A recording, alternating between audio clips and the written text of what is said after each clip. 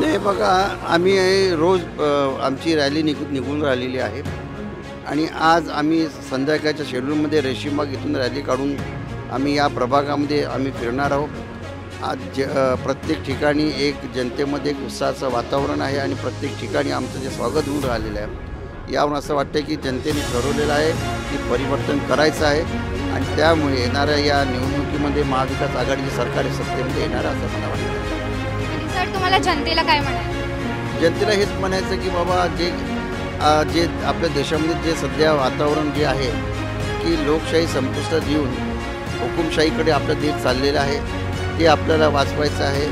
संविधान बदलण्याचा विचार काही लोक करतात आहे। अशा लोकांना आणि अशा लोकांच्या पक्षाला हद्दपार करून काँग्रेसला सत्तेमध्ये आणणं सध्या काळाची गरज आहे असं मला जनतेला वाटते। आणि म्हणून तुमच्या चॅनलच्या माध्यमातून मी सर्व जनतेला विनंती करतो आहे की येणारा 20 तारखेला